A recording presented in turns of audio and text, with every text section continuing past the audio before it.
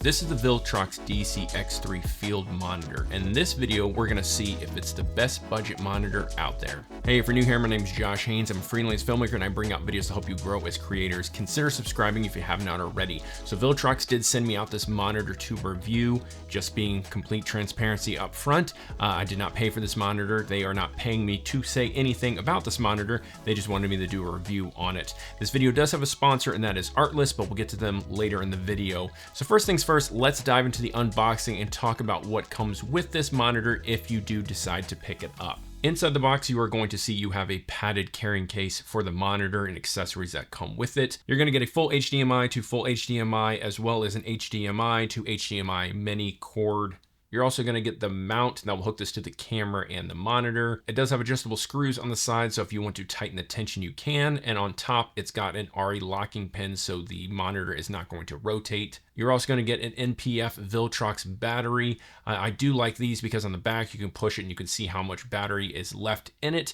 And then you can also charge this battery from USB-C on top. You're also provided with that cord to charge the NPF battery. So it is giving you a USB Type-C to USB Type-A. And then of course the hero of the show is the monitor itself. It does come with this really nice sun hood. It is made of a plastic, but it is going to also protect the screen in travel. The sun hood pops off very easily, and then you are left with just the monitor. One thing that is in the paperwork that I did not open is a screen protector that comes with it. So you are getting quite a bit in this bundle. Now let's talk about the price itself. This is a $268 monitor. So when I say budget, it's not the cheapest monitor there is out there, but to me, anything that's sub $300 with a lot of these features we're going to be talking about, to me that feels like it's in that kind of budget friendly, not going to break the bank field monitor. Now let's go over the specs real quick. Now this is a 1080p 6-inch touchscreen monitor. It has 2000 nits of max brightness, so this thing is getting insanely bright. It has HDMI in and HDMI out, as well as it has SDI in and SDI out. Me personally having the FX6, the FX3, a lot of different cameras that can go HDMI or SDI, I greatly appreciate having a monitor that can do both. This monitor can be powered by the NPF battery that is provided, or a different one if you would like to make it a bigger battery to last even longer, as well as the monitor can be powered by USB Type-C or DC power. Build quality, this thing is made of metal and plastic. It is not the highest quality there is out there, but I do feel like it is firm and it's not going to break if you dropped it once or twice. And again, if you put that screen protector that came with it, you're even more protected there. It's only 0.77 pounds, so it's not even a single pound.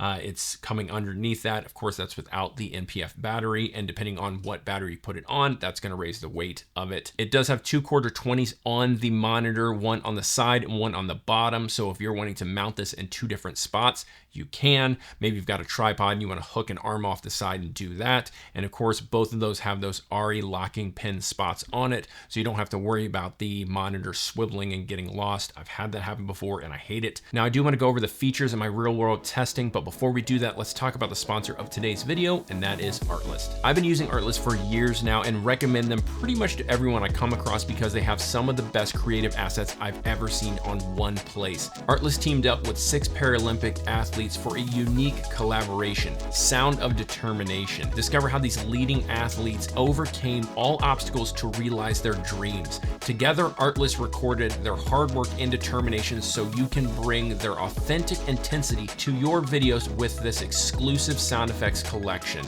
Now, I've got to say, I have used so many of their sound effects on Artless, and this is just taking it to the next level. Having some of the highest quality sound effects can really make or break your video. If you are wanting to check out Artless, I will have a link in the description below that'll give you 2 extra free months when you sign up for a yearly subscription. Thank you so much, Artless, for sponsoring this video and other creators just like me. Let's touch on the features of this monitor. Now, it does have a headphone jack on the side. We've already gone over HDMI and SDI outputs. It does have multiple buttons on the top as well as it is touchscreen. So on the top, you are gonna have 4 function buttons, a back button and a power button. So you can have those preloaded for some shortcuts. Now you can double tap the screen. That's gonna bring up the menu. That's gonna have everything that you're gonna need inside there, from vector scopes, false color, peaking, frame guides, D-squeeze. you name it, they've got everything in there, as well as there is a fan built into this monitor to keep the temperature down. And in that menu, you can turn the fan to multiple different modes.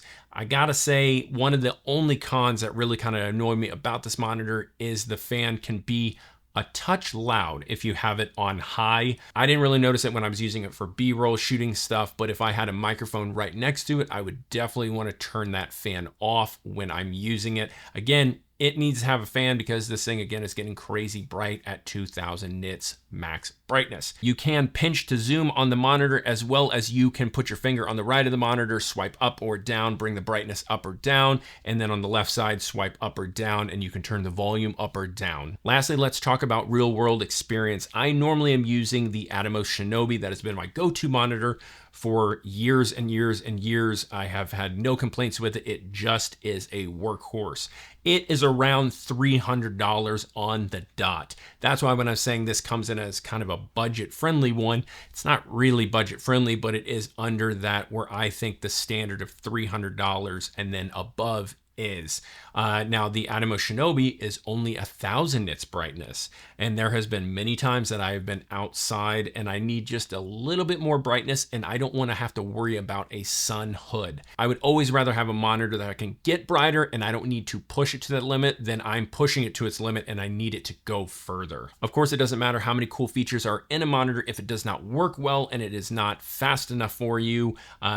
What's the point?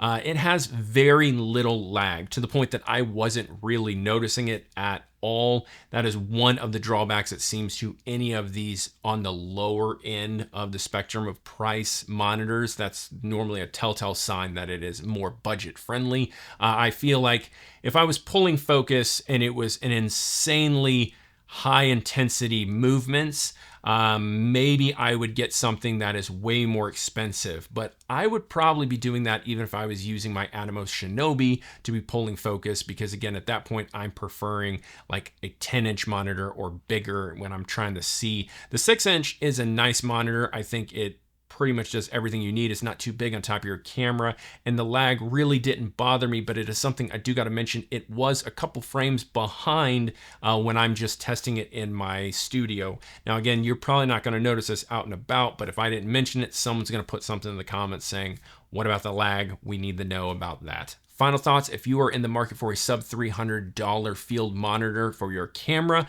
I would consider checking out the Viltrox DC-X3. I will have it linked down in the description below so you can read up on even more specs if I did not dive into those on today's video. Again, if you're wanting to check out Artless, also linked in the description below. You're amazing. I'm the Iron Giant. Thanks so much, Viltrox, for sending it out.